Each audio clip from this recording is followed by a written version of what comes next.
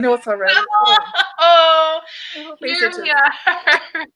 Hi, everybody. Hello. Welcome, welcome. It is the last Tuesday of the month. I can't believe it is going to be April. My daughter is going to be 3 years old. That's crazy. It is crazy. It is crazy. And then following up in June, my son will be 2. So it's like, whew, it's all happening so fast. But anywho, March, middle grade March, we read a middle grade book. We'll be discussing that this evening. We read Caddie Woodlawn. For those of you who may be joining us without reading, that's the book we read in March, Caddie Woodlawn, which is a Newbery Award winner. So it is a book that has been around for quite some time and has been known to many of us.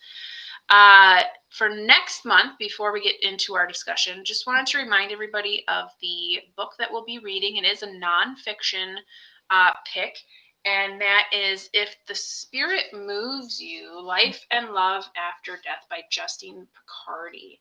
So that is the book here. I actually had trouble finding it, so I had to actually go online, and they had it available, and I just ended up buying it. So if you are interested in reading with us in the month of April, obviously check your library systems, and then you may have to seek it out to purchase, because that was my only option. For you, Laura, is your library system cool enough to have? Yep, got it. I just got a text right before I came on to talk to you that they're waiting for me, so I'll pick it up tomorrow. Perfect. Yeah, they had a whole bunch of books by that author. It's like, I don't know, 15 books by her. Yeah, I feel like, so on my Hoopla account, which is through my library and my library system, and I believe Libby had other titles by this author. I believe like 2 or 3, mostly around like Coco Chanel. And then, but not this one. No one had this one. So I just went online and found it. So it worked out, and we'll see how it is.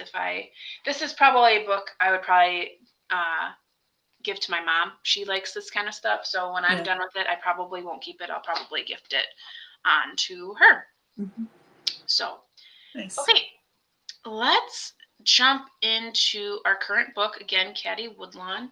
I actually own a copy of it. I think I found it I know I found it. At a thrift store.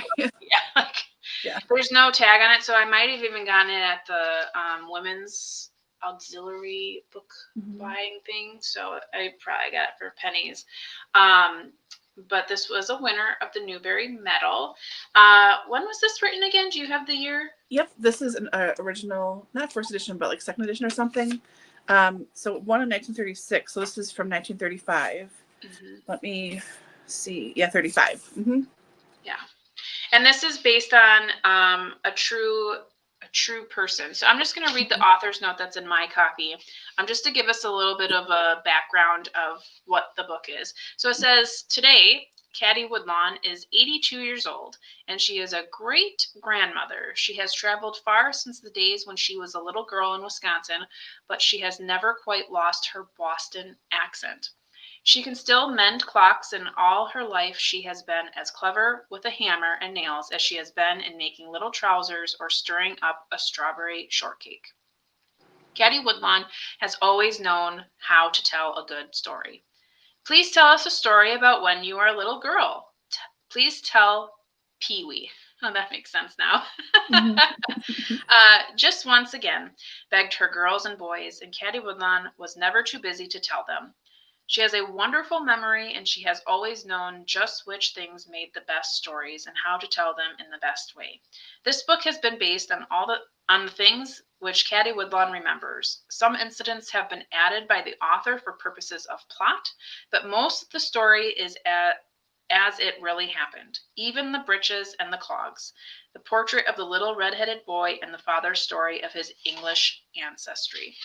are as Caddie remembers them. Tom, Warren, Hetty, Indian John, and all the others were real people, and adding a few imaginary incidences, the author has tried to keep the real background and the characters of the real people always in mind.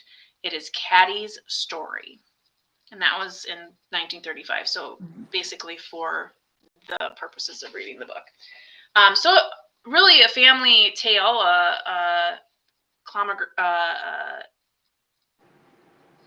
can't even think of the word right now, but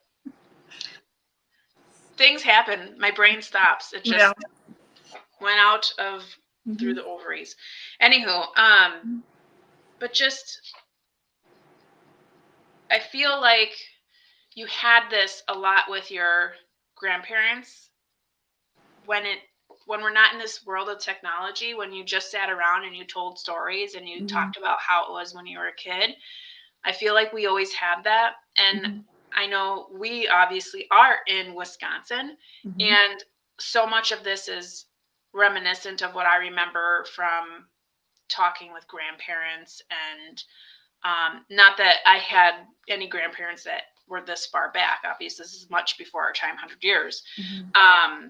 But still remembering that. And even when I was a kid, like, obviously we all went outside a lot more than they do now. Right. And going in the woods and playing in creeks and all those things are very, very present in Wisconsin. Yeah. So I think we have a little bit of a upper hand there, knowing and understanding the landscape of the Midwest and specifically Wisconsin. So, as we always do, if you were to rate this book on a scale of 1 to 10, 5 being amazing, just like on Goodreads, what would you rate the book? I have 2 ratings. I mean, for now, reading it now, I give it a 3. It's good, and it reminds me so much of my childhood and everything else, like you said before too. But really, it's a 5 because this is like my childhood book with my parents. I talked to my mom about this because I know I talked to you about this too, Dani, but I was at my mom's house over the weekend looking through her books on Native Americans and stuff. And so we talked about this, and we talked about Native American stuff with everything. But not to get you off track, this was the one that was like the idyllic summer. Every summer we checked this book out from the library and would read it. My mom would read it out loud to me underneath our apple tree in our backyard. I mean, that sounds like, but really this was every single childhood summer. This is what we did. So it's a 5 for me, like just nostalgia, everything. Really, it's a 3. I think it's a great story. I think it's interesting to see what life was like during the Civil War in a place that was not involved at all with battle. Like nothing happened here in Wisconsin, to see what life was like then. It's interesting. I don't know. It's just a classic frontier tale. So I think it's decent. I'm giving it a 3, but a 5, but it's both. I get it. What do you think? So this is my first time reading it that I can remember, because as I'm reading it, I know none of it was like, I couldn't think of it. So I don't feel like I ever read it, but it was very reminiscent of other books that I read that are frontier, Little House on the Prairie. And I know there are other books that I read because I feel like this was a very common theme that we read when we were kids. Yeah, like Sarah Plain and Tall. Was that another one that was sort of like that? Sarah Plain and Tall? Yes. Yeah. That sounds familiar. I don't know. I feel like I've read but there were a couple of frontier-y like books. As well as like there was this whole series of books by, gosh, I can't remember, like Fitzgerald, I think is the last name, but it was the Brain books, and those were all set in the same time era, but not so much. I don't remember if there were Native Americans in that story, but that was more like, building a town and just this kid just getting away with so much. And I used to really love those. So that's very reminiscent as well. But being as this is my first time reading it, I gave it like 3 stars. I wasn't blown away by it. I felt like it was definitely like a like grouping of stories, and though it was like linear in the way of her kind of going through this year, like it was 1 year of her life kind of thing, it just felt very like mishmash. And I don't know, it didn't like really grip me. I ended up actually getting it on an audio. I got about 30% in and was like, I need to finish this book.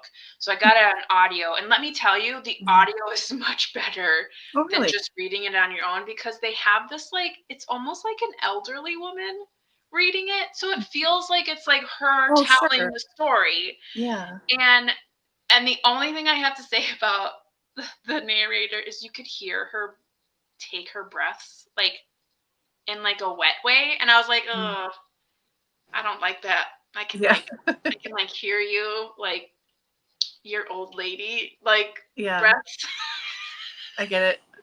But at the same time, like it very much set the frame of mind. It set the tone. So I was very happy that I switched over. And then my kids woke up from their nap, so then I ended up reading the last 25% on its own, and I was like, this is so much better as an audiobook. Like, so it was good there. But yeah, I'd give it a 3, just because, I mean, it didn't blow me away, but I felt like it was nice, I guess. I don't know if I would have liked it like more as a kid. I'm not sure. I feel like maybe I would just would have read it and it would just like kind of gone on the pile of all those similar books, because they're quite similar. You know, it's the tomboy girl who's trying to keep up with all the brothers, the schoolhouse, and there's a boy that is naughty, and Anne of Green Gables is another one that's kind of similar, like ish. And then like little mishaps. There's always some story with the dog, and it just all felt very similar. Like it felt like I'm like, I feel like I've read this before, but like not. And you're right. When we were kids, I mean, I'm older than you certainly, but when we were kids, there were a lot of books that are frontier setting with a girl at the start that she's a tomboy and they're poor and there's a big family and they're out in the woods, and there are a lot of books like that. Yeah. And because YA wasn't a thing when we were kids, and middle grade, I mean, was a thing, but it wasn't really called middle grade. They were always called it J. We always had J's and stuff. Juvenile, for juvenile stuff. So it was a little different. But everything we read, most of the stuff we read, there wasn't like a big publishing boom in middle grade and J stuff, juvenile stuff. It was all like Nancy Drew and old-fashioned stuff like this. There were some new things. Our children and right, exactly. It was a lot of really old-fashioned books, is what everyone kind of my age read when we were growing up. So yeah, it's a familiar, not that different story from a lot of other frontier girl stories. Yeah. Well, Andy is with us, and she mentions that she never read the book, but she gave it 4 stars. Nice. I'm glad you liked it. And she loved the audiobook, did not notice the breathing. Okay. So I'm a weirdo when it comes to audiobooks. One, I do wear a headset, so it's like right there.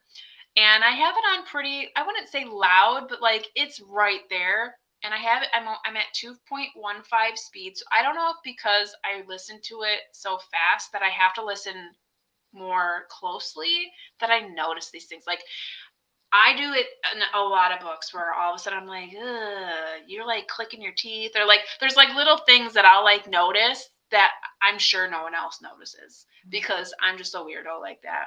And it's not like she was doing it the whole time. I just like every once in a while I was like, ooh, I heard that. I'm just a weirdo. I apologize. I really am just a weirdo. So anyways, back to our normal programming. We don't have questions set up like we normally do with our books this week, but as we typically do before we get into any questions, we always talk about what our overall thoughts were, and we kind of discussed that a little bit within our ratings. But like overall, as the book goes, were there any things that stood out to you, anything that you really liked, anything that you were kind of like, oh, I didn't really like that scene, anything that you remember from when you were a kid that really stuck out, that when you read it now it kind of played differently? What are your overall thoughts on the book? I mean, I think this is going to sound really dumb, but the thing that triggered me most when I was a kid were chapter titles. And every time I turned to a new chapter, I was like, oh my God, yes, I remember this. Not necessarily the contents, but like that. And I think it was because, especially when I was very young, when we started doing that tradition, I was learning how to read. So like those are the big words that were all in bold print. So I would notice those words as Mom would say them, but not so much when she was reading. And then I would wait for her to turn the page to get to an illustration because, of course, that was like awesome to look at. But I don't know. I think the thing that surprised me the most on this reskim reread, I didn't like sit down and read it. I read it in little chunks and I was like, yep, was how much it is like Little House in the Big Woods. And I never put those two together because I read Little House in the Big Woods the rest of the year and I only read Caddie Woodlawn in the summer, like one time, maybe two. But Little House in the Big Woods is one I think about more fondly, and I have more memories about that and more things I can relate to with that book than with this one. It was very strange. I didn't remember so much everything with Nero, the dog, which is weird. I would think I would normally do that because I totally knew that dog was going to come back too. I was like, oh, that dog's coming back. Right. But I was like, oh, that's where the dog left. Like, I just sort of, like, of course the dog comes back. You're right, you said. So nothing particular. Yeah. It is interesting. I mean, I know I don't want to jump the gun in talking about Native American stuff too, because we always discussed how like incorrect the viewpoints, were and how like Native Americans were here first, all that stuff. We did that every time we talked about this book. Every time we read it, we talked about it again and talked about different things.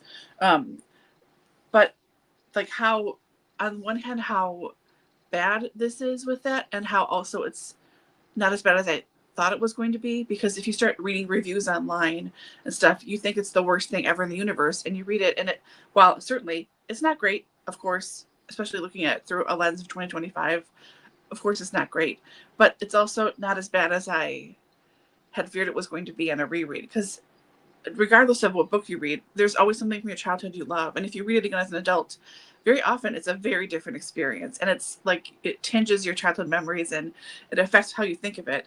And I was worried that was going to happen with this, and yeah, that there's there to a certain extent, but also not so much. And I think it's because we did talk about it and we always had talked about it. It wasn't just like well, this is still an accurate thing, like, no. Also, I don't think any kid thinks that. It's an old book, it's about an old time, but of course it's different. So yeah, swings and roundabouts. I mean, nothing super surprising, nothing great. I'm glad it's not as terrible as I feared it was going to be. Yeah. But yeah, happy to leave it alone for a while again too. Yeah. After. So Annie mentions the spanking. So spanking Caddie. Yeah. Mm-hmm.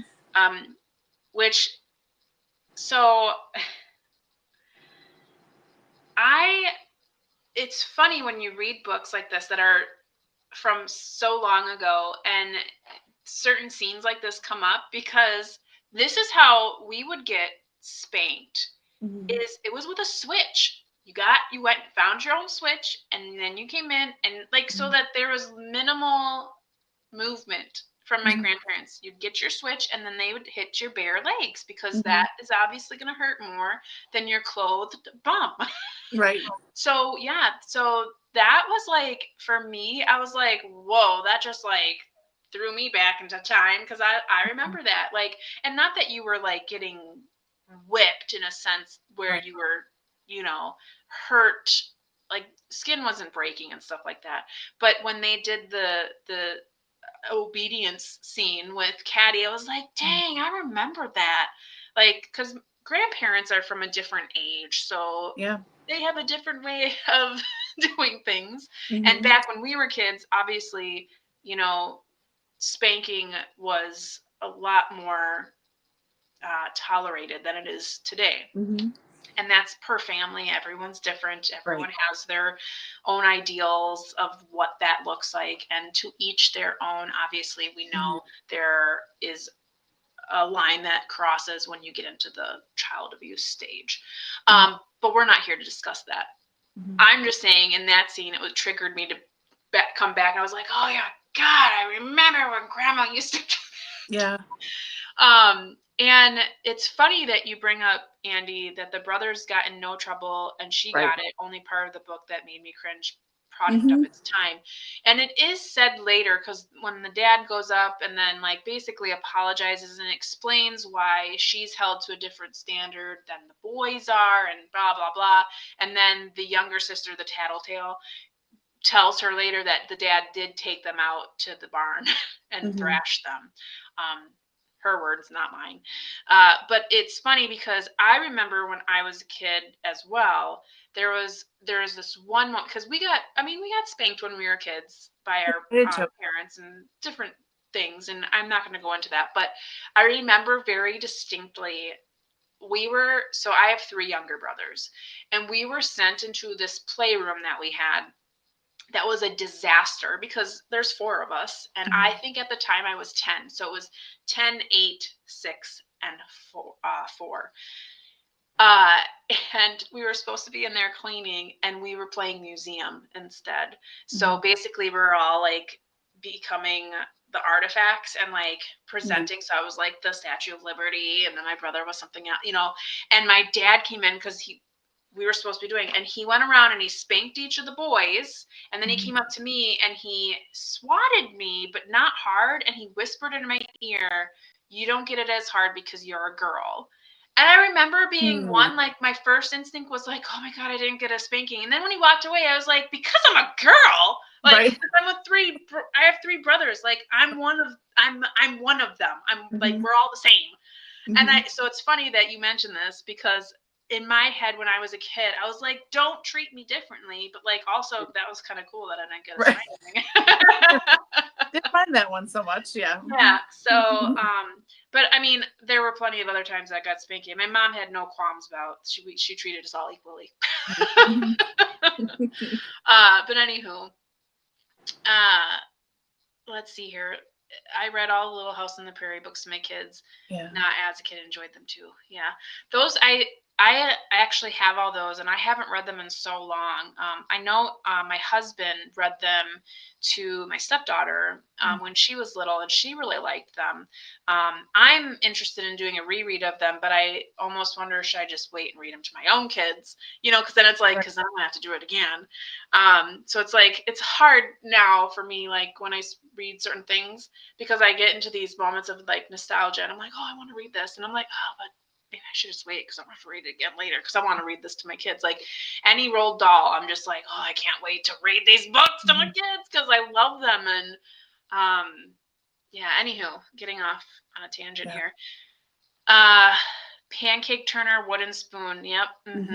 Yeah, moms loved the kitchen utensils. I remember my mom had a green spoon, like a plastic, spoon, and it broke on my brother Ricky's booty, and she was so mad. And that was the last time that we got spanked. Yeah, is when she broke the spoon, and we couldn't believe it because we thought we were going to be in more trouble, and it was the opposite. She broke the spoon and was the last time. I was like, okay, that was weird. All we had to do is break something with our booties. But yeah. So overall thoughts for me, I like, it was just kind of a book for me. Like nothing really like stood out like tremendously. Like I said before, it all like was like it just all felt very the same. There were a few things that I was like, like obviously we're not talking about the elephant in the room. We're not talking about the Native American stuff right now, and we're doing that purposefully. We're going to talk about the other stuff, and then we can talk about that in a larger respect. But there was a conversation Caddie was having with herself about meeting or seeing President Lincoln. And she said something that really stuck out to me. And I thought, yeah, girlfriend, not now either, because she said how nice it would have been if she could be president, but that'll have to be something for one of her brothers. And I thought, yep, 100 years later, we're still in the same boat. Right. We're still in the same boat. And that really, I was like, wow, it really stands out to you. And it's that whole idea of being a girl and being a woman and how belittling it is in so many ways, and how we have seen it in literature and how it continues through literature, because now we're in this huge boom of dystopian literature that is all these female characters that are just, breaking boundaries and becoming leaders and, just fulfilling all of the things that we've wanted as a female in the world. And again, it's fiction, dystopian literature that it's like, in the real world, it's like, I just want to go and live in fantasy, because clearly they know what they're doing in fantasy, because reality is so disturbing for someone who is female. Anywho, so that really stuck out to me in an odd way. And then the Nero thing, I really thought they were going to kill the dog. Like, I thought it was just the dog was going to die. Like, it was an old dog or something. Right. And then when it was like, oh, he's going to take the dog. Why would you need a dog in the city? Like, it didn't it literally did not make any sense. And then I was like, that dog's coming back. Like, as soon as he took the dog, I was like, nope, that dog is going to walk himself back, which is not going to make any sense, because if we all remember, he had to come by boat.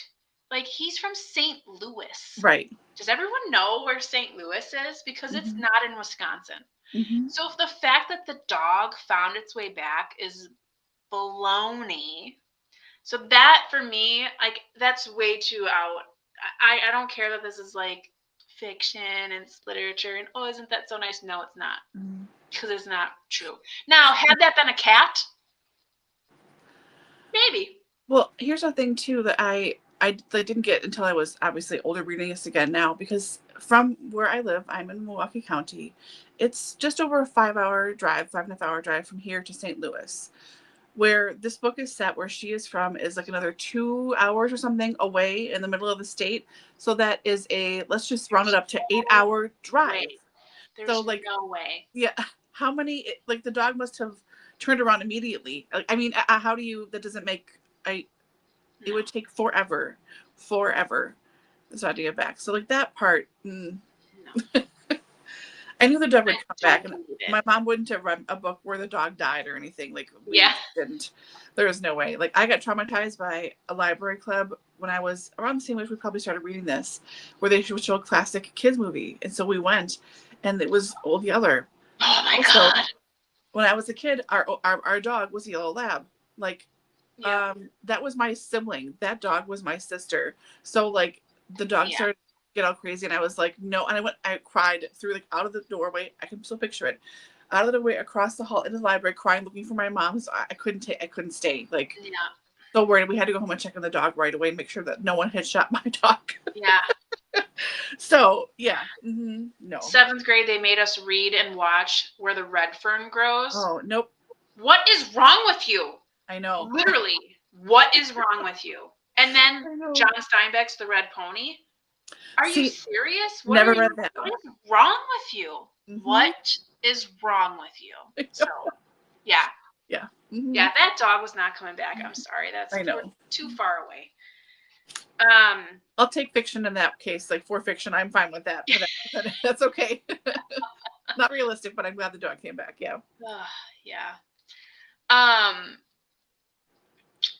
But other than that, so I'm trying to think, because I listened to a lot of this, so the words aren't going to pop out at me. I didn't really, the chapter titles didn't mean anything to me, because obviously I was listening to them.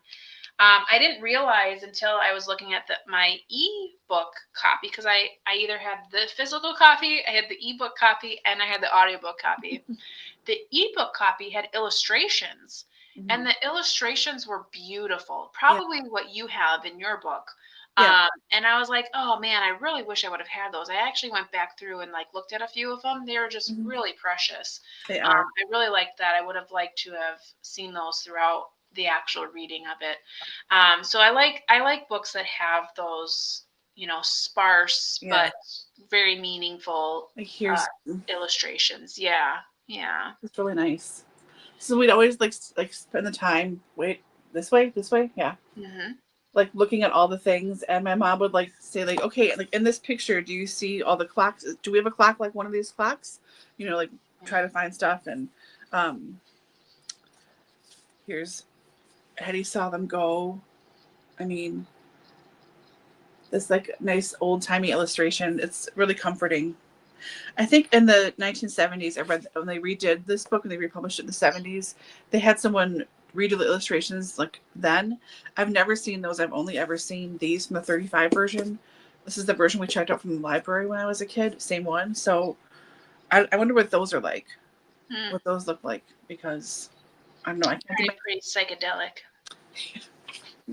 Like, peace, man. What up, Indian? No. Yeah. Yeah. So yeah. I mean, it was all.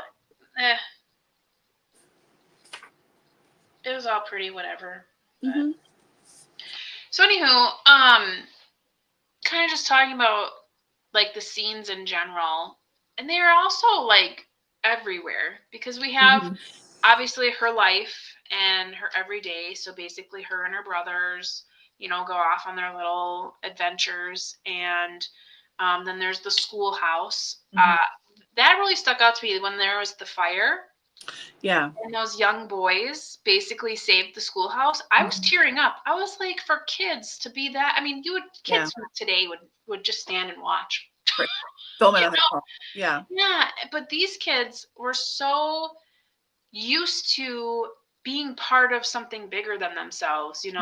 This was the difference between going to school and not going to school, and knowing and having the know-how of doing the brush line, and keeping the fire at bay, and digging basically like a moat, and we've seen this, and I know from Virgin River that's how that works. That's right. And so that made me tear up a little bit, especially for the boy who was the one that wanted everyone to think he was so bad and everything. For him to be the one that really stepped up and to have completely redeemed himself from his foolish act in the beginning, trying to show that he had more power than the teacher. I thought that was such a nice arc in his character. Even though he wasn't really a character in the story, it was nice to have seen where, he tries to get under the teacher's skin. She kind of wins that little race.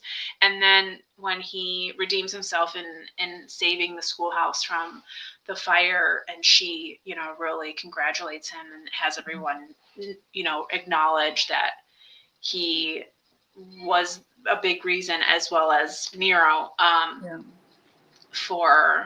or not Nero, it was the other dog, Indian John's dog, that basically saved them. So that was a interesting, that was something that stuck out to me. The cousin that came, Annabelle, I was like, oh, they're going to put a frog in her clothes. They're going to, I knew something was going to happen, especially when she was like, oh, I want to do all these things that you like bush folk do. I was like, girlfriend, you need to take a break. Because like she was here with me. I was like, they're just from the Midwest. Like, and by the way, they moved from where you live. So they're not like, so annoying. And then the whole about the English ancestry, and like that whole portion, as a reader now, you remember the timeline. Like, even though this is in the late 1800s, it was during the Civil War. So maybe not too late. Like, we still got a couple years yet. But there's still that push and pull of English ancestry and, newfound Americans. And you don't see a lot of that. At least I don't in kids' literature. And I forget about that it's not like we got independence and then that the schism just stopped. I mean, right.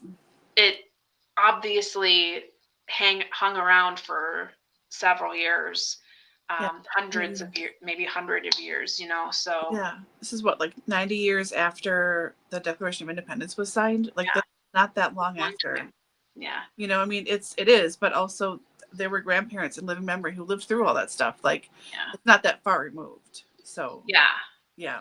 Well, and especially if he was a young boy in England and came over, it's pretty fresh for him. Yeah. So, yeah, crazy. But even too, like, the whole reason of why he wasn't at the manor in the first place is something we are very familiar with all of the English stuff we read and all the British stuff we read.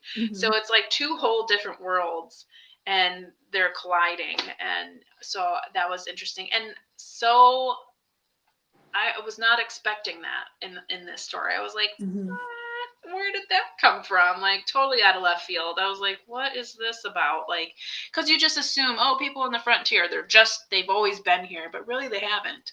Right. So, which brings me to our big elephant. Obviously, with this being a book about the frontier, we have the presence of our Native American friends who have always been here, and what kind of relationship that they have with these frontiermen and then the Native Americans. And obviously we're not going to skate around the fact that it's very poorly, like, the examples that we have and the words that are used, it's like, whoa. But obviously this is a product of its time. Right. So as we read it today, we recognize that that is not what we use today. That is not something that represents this group at all. And should we be using this in an educational sense or reading this with someone that is a child, because this is middle grade, this is definitely something that needs to be discussed. And like you had said, that was something that was part of your reading of this however many years ago. 10 years ago. I'm so young. '80s. Yeah, and I know we were kind of talking before we went live, and I think about a lot of, books that were like this that included Native American characters. And as a kid, I feel like it would have kind of like gone over my head. I would have enjoyed the book. I would have enjoyed the characters. I would have maybe been surprised by a few different things, but it really didn't like set the tone for me. It didn't like, oh, this is how Native American people are represented everywhere. Like that should be my expectation. I feel like as a reader, and again, I'm only speaking for myself. I can't speak for everyone. I just read the book and took it for what it was, and usually recognized when something was like, oh, that doesn't seem right, but it's a book, and move on. But specifically in this book, especially in the scenes where the people basically fearmonger each other into believing that they need to put themselves against the current living Indians in the area, and then, oh, they're not attacking us, so we're going to attack them to get rid of them. I mean, it's just absolute racism at its worst. And the thing that bothered me about the situation was, although Caddie's father was a friend of the local tribe, he still allowed everybody to come and hang out at his place to gather their arms and like get ready for this massacre. Like, that really bothered me, because that to me is not being friendly. Though I understand like the whole keep your friends close and your enemies closer. It's almost as if, come and hang out at my house so I can keep my eye on you. I feel like that is the sentiment there, but it really did bother me. I'm just like, wait a minute. How would your friends feel if they think that that you're on their side, but then you have everyone coming to your house to like get ready for a fight. Like that really bothered me. Like I was like, what is that? Yeah, that's the part where my mom and I always kind of talked about, like how wrong that is, and that's really two-faced, and you don't do that. You know, like just in case everyone else is right. Right. But like, I know that, you know, like just that really bothered me. Right. If people are your friend and you like them, then they're your friend and you like them and you stand up for them and with them, regardless of whatever anyone else thinks. Like that's you put your mouth where, you know what I mean? Like that you stick with it. Like you just stick with it and you don't do this kind of back and forth. Like I'm trying to save face, but I'm like, you don't ride the fence. If people are your friends, they're your friends, you know. Yeah. If people don't like it, then they don't like it. You know, like too bad. Which is harder to say. It's easy to say now in the modern world where we're not fighting for food and like wood for the winter and like building houses on our own. Like it's a very different world. It's easy for me to say that now. I understand. And you'd have to get along to a certain extent in that time period just to survive, so you weren't ostracized as well, you know. But yeah, to be the host, that part always made that did not sit with me very well. Mm-hmm. I was like, what? That doesn't make any sense. Like, yeah.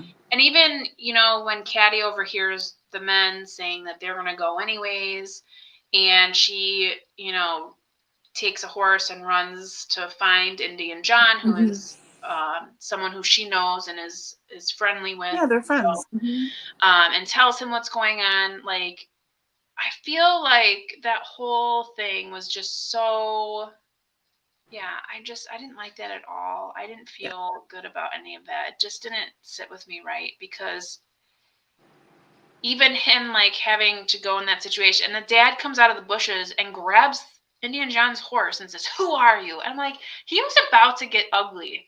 Like he was about to, and then all of a sudden, like, oh, my daughter's here, and oh, now this is, oh, yes, I am your friend. I am your friend. I felt really like, I was like, is there trying to be like a little hint here that like maybe people, when they say they're your friend, you should always be cautious anyways, because and then it just was sickening.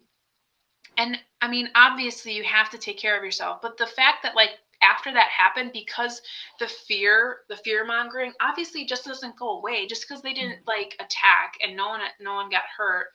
The fear mongering sits there and it's just waiting. It's just waiting. And then all of the tribes leave. And then that poor woman that has what they call half breeds, that was sickening to me. I was like, wow, that I don't like that term at all. Like, so again, we're not saying that there's language in here that definitely did not age well. And she had to say goodbye to her boys. I was like, oh my God. Oh, it's terrible. Like, I can't even imagine. Yeah. Just not. Yeah. I feel like, because, okay, so this one in Newberry, so it's always going to be in print. It's always going to be available. And that said, that doesn't necessarily mean that it's the best book to present to young people, to say that this is the best representation of this time. If it was up to me and I were to say, like, okay, so this is like, I would say 3rd grade reading. Yeah, probably. And you wanted to show or teach a child or children about this time and include depiction of Native Americans, this would not be my choice. I would pick something by a Native American author. I think an excellent representation of this is anything by Louise Erdrich, and she specifically has a middle grade series. It's the Birch Bark series, and the first book is called The Birch Bark House, and it is excellent.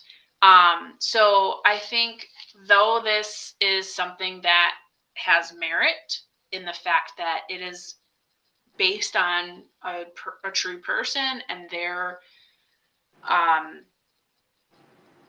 childhood, in the Midwest, obviously we can take away a lot of stuff that is very familiar and very true and based on true events.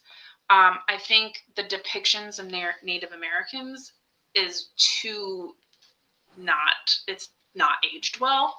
And I don't feel like it's a good representation. I feel like there should be actual representation of culture and heritage. And I think a book like Birch Bark House has that hands down. It's a beautiful book. So I wouldn't recommend this one, unfortunately. I might read it with my own kids and explain the things that are wrong in it. Not wrong in a sense like that what she wrote is wrong, but just the way that it's represented at this point so that they understand when they read other things, because they're going to come across other things. They're going to come across other books, maybe not about Native Americans, but maybe about another marginalized group, that they have to understand and recognize that that is not right. And I need to then practice that recognition in my own day-to-day life for others around me. Not only that, I think a lot of people these days look to like these, especially longer running awards lists. And I think they sort of forget like each book is a product of its time. Like that was the best book for that year for whatever the parameters were they judged for that year. I don't know who the judges were for anything. Who were they? Just some random committee? Was it just a publisher? I don't know. I mean, I know it's named after a man, but that doesn't mean anything. So they're all of their time. So this is 1930s. This is 1930s children's literature. Like this is how literature was then. And that's okay because that's how it was, and it's worth having a discussion. So I agree with you on everything you said 100%. However, I would also say like it's also worth reading because you need to talk about this stuff. Like you were saying, like it's certainly a level of education too, just because of time passing, and we know history so much better now. When I was a kid, we were talking about this. My grandmother knew Native Americans when she was a kid growing up in like the 1910s or 1920s in remote southeastern Wisconsin. There were Native Americans still living, and they moved away shortly after. But like they knew my grandmother, she knew them. She went out and like befriended their kids and everything, and like this is my grandmother, like, yeah, I know I'm old, but I'm not that old. And it's not that far removed. But also in Wisconsin, especially, like all the place names are Native American words. And we would pull out a map and my mom would say, like, can you name any Native American words? And I would say, no. She said, well, what about Menominee? What about Milwaukee? What about Oconomowoc? Like there are so many place names, streets, everything. They're Native American words that we just used to, it's just a word that we're used to because we live here.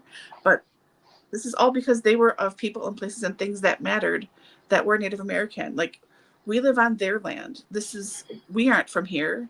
We talk about our heritage. Like I'm German and a whole bunch of other stuff too, but like German from both sides of my family. I'm not Native American. This ain't my house. This ain't my, I'm not Native American. I have no stake in this. Like we took this from them. This was theirs and we took it from them, and it's still like, I don't think they're going to give it back. Unfortunately, it's terrible. I'm laughing because I'm uncomfortable, but like, it's really, really true. Like this is all of this whole chunk of land, this whole continent, not ours as a white person. So know our place. Like it's important to talk about. But also, like you said too, we were like, when we talked just before we went live, like as a kid, when we're reading books like this is a story. We know it's an old story. We know it's not an accurate story because stuff isn't this way anymore. So you just read it and you're like, okay, that was a book and that was interesting. And you just move on to something else. As adults, we put all this meaning on stuff. Not that it's not there, but like as a kid, when you're reading this, you're not trying to read into this stuff and dissect this stuff and know how bad it is. You're just reading a book. Like it's just simply a story. It's not some big, huge, whatever. And I'm just saying, like, adults forget that all the time. Like kids are just reading a story and there's no bigger meaning. Like as a weird example, I grew up watching Footloose. I didn't get all the sex stuff that was in there, the jokes and everything. I was like, a joke. I just laughed because other people were laughing. Like girlfriend, Dirty Dancing? Yes. How old were you when you watched that film? Older. Like 12. I went to the theater because my mom and her best friend loved Patrick Swayze. Still young. Still young. I have been it. watching that movie since I was 6 years old. Do you know when I finally figured out that they had sex? Yeah. Last year. Years. I know. Years. Kids just don't catch stuff. What am I watching? Yeah. Oh my God. And that it was about an abortion? Yep. Yeah. I had no clue. Do you know how many times I watched that movie? Every single time I went to my grandma's house. Every single time. And you know what? As a kid, all that stuff went right over my head. It didn't matter. I just loved the dancing scenes and all that, whatever. I was just like, whatever, it's great. Yep, you want John and Baby together. No idea. No idea. That's how kids are. Because their world is mostly just their little tiny world in their little head. Not even around like their family so much. Sometimes, yes, but like most of the time is spent on their little brain. They're not getting, and it's okay. Like, it can just be a story. You can just breeze past it. But this is important to talk about this stuff too, because it's a reflection of our history. And while it's a long time ago, it's also not that long ago, Right. And Andy's right in there with you. Yeah. I feel like it's accurate for the time. This is how people were. Absolutely. And especially as adults, as we're reading it and we're seeing this, how the adults are reacting, it's very much, it's all the fear mongering. It's all, this is so awful. They're not considering, the Native American perspective, because this is all mine, because of the,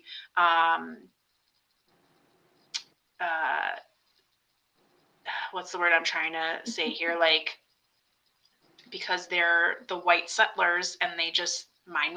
Everything's mine. It doesn't matter. This is mine and you are less than because you don't do the same things I do. And that's white men throughout history. Very much so. Not read the Louise Ager's books, but they likely prefer that.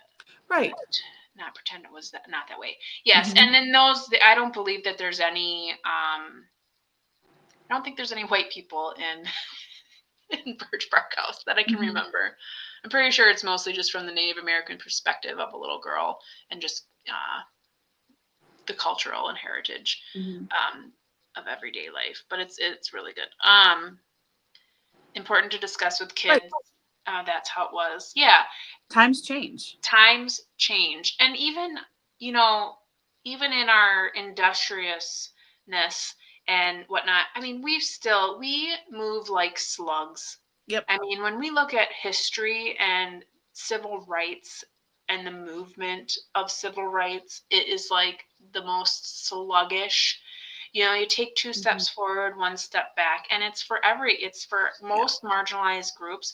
It's for women in general. It's disgusting how, and especially in our country, and I'm not going to talk about politics, but I just want to say this as far as an overall generalization of history and civil rights and movements in general. It's all about that political party, the tug and who has more power. And it's the 2 steps forward, 1 step back, because people are so interested in who has power as opposed to what is being done for the people, which I'm pretty sure that's in the Constitution, for the people. I don't, But anyway, we're going to get off that topic because that is not what we're here to discuss. Back to how you're discussing the importance of reading something like this. And then very, very, very true. Same with slavery. So many books, not from Black perspective, but important for us to understand how ignorant people were and are. And we have a lot of that still happening. May truly believed ridiculous things in order to justify slavery. Absolutely. Absolutely. And I think I myself have somehow stumbled upon a lot of Black stories and generational stories that include that family tree of the bit that came from slavery and how I'm specifically thinking about Homegoing.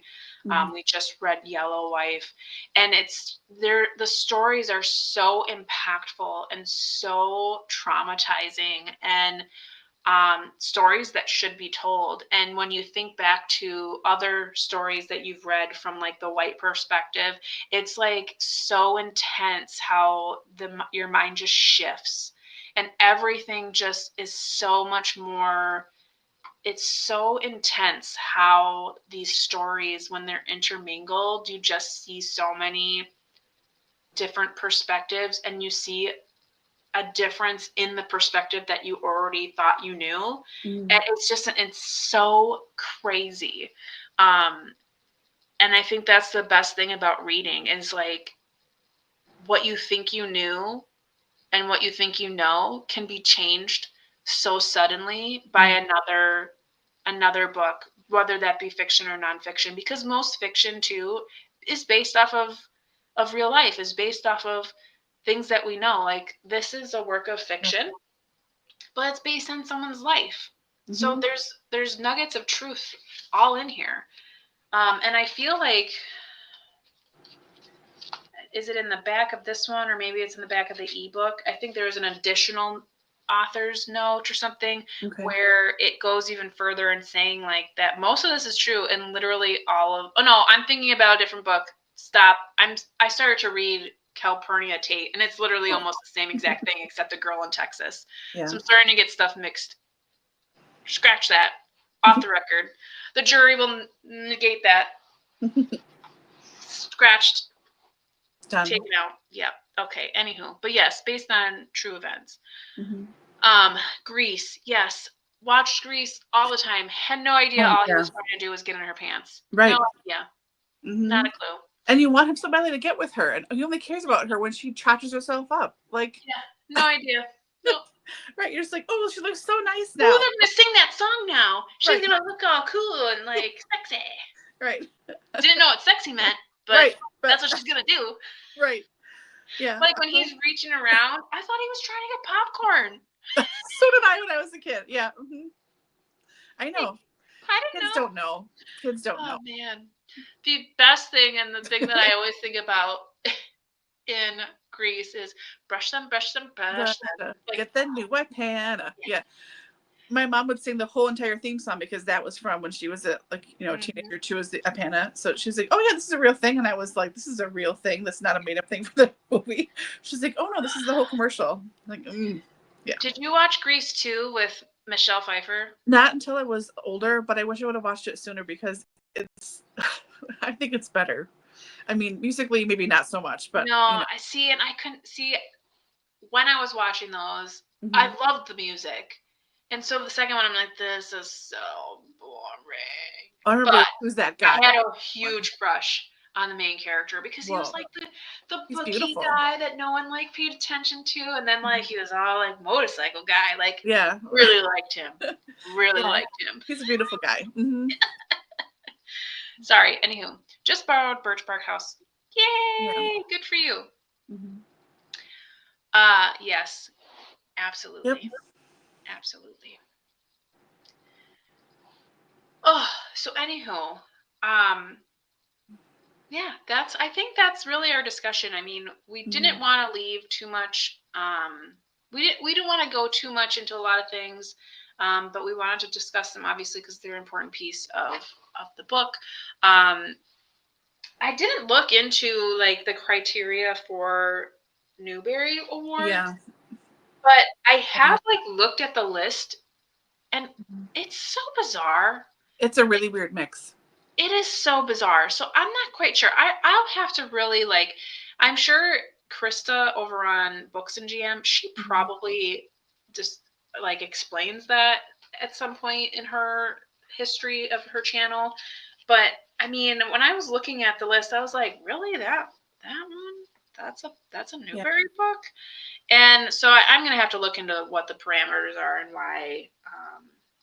And I'm sure it's changed throughout time too. It was just you would have to, Oh, yeah. So, not that I expect anyone to remember this, but when we did readings for the beginning of this month, I was reading Adam of the Road, which won the Newbery in some early year. I forget which it was. And I was not liking it too much because it seemed real stupid. Because this kid who has no friends loses his dog, and his life, like the rest of the book, is him trying to find his dog. Like, I think Robert's saying, bitch, you have no friends. Like, how'd you your only friend your dog? Like, come on now. How dumb are you, sir? It's the 1200s. Like, you got to be kidding me. Like, nothing's going on in your life, and you lose your dog. But that one, and after I got a little past where I was when we read it, and I did finish reading the book, it is about him trying to find his dog, but also his father. And the reason why his dog like left or whatever, why he lost his dog, isn't that he lost his dog. The description on the jacket is incorrect. It's that his dog was taken from him when he was sleeping. There's this, so it's about, it's like dueling jesters. So his father's a jester, essentially, like a journeyman. Like he sings songs and everything, and he gets hired by this court to come back, and he travels with the court, and the kid goes with him to the court. The dog's with him and everything, blah, blah, blah. Then they get to a certain city, and this like stereotypically like dark-haired bad guy that has the same job as his dad that like sings songs and stuff is like trying to screw his dad, and the dad's not playing with it, and it's like, I'm not going to give you this, I'm not going to give up my position for you, like, no, you're just a jerk, go away. And this guy, because he's not getting what he wants, when the kid's asleep and everyone's asleep, he comes in and goes to the dog, and he's like, shh, come here, dog, come here. And the dog comes here, and he grabs him and he steals him. So that's how he loses the dog. But like, and then the kid goes to look for the dog, and then he loses the dad in the meantime. So it like takes 2 years before he gets everybody together again. And it is him, like, yeah, traveling all around London and England and everything in that whole time period, trying to find everybody. He keeps just missing his dad. Or like, oh yeah, I saw a guy that left here 3 days ago that had a dog that looked like your dog. And like, it's all so bonkers.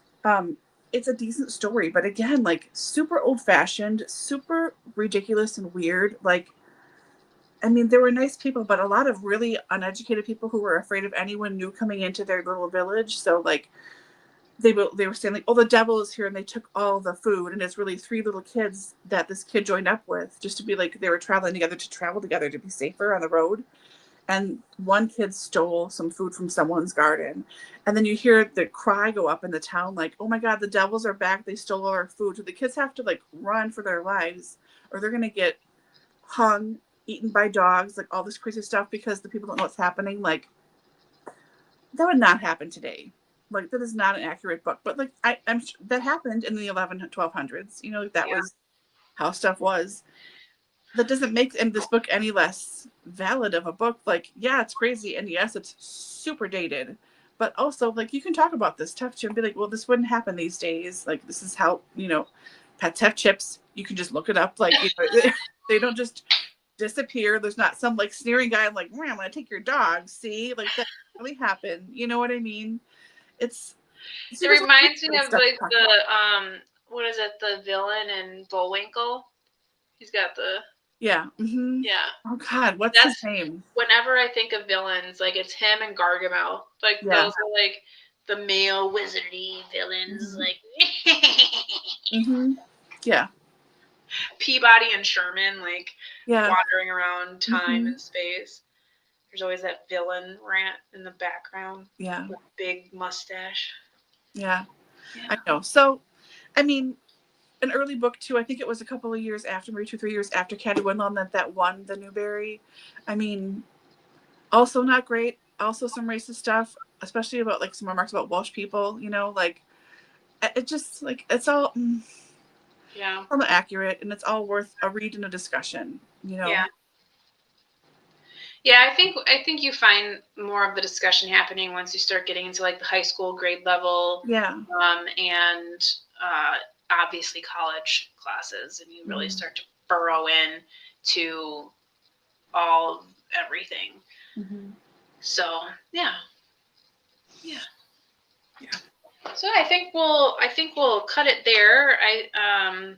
Again, I mean, I gave it 3 stars, and probably keep it on my list.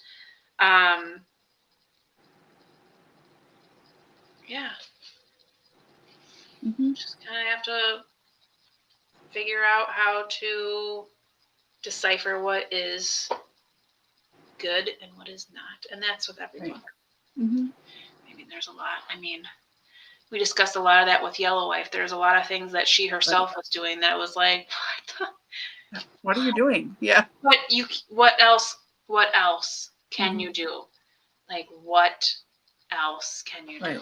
It's all about survival. Like, when it comes down to the very knack of it, it's survival. And sometimes you do the right thing and sometimes you do the wrong thing. So, yeah. Okay. Well, again, for the month of April, should you wish to join us, we are going to be reading a nonfiction book, If the Spirit Moves You, Life and Love After Death by Justine Picardi. And that will be in April. Our reading sprints will be next week, Tuesday, which is April 1st. Is it April 1st? Really? It is. So not April Fool's Day.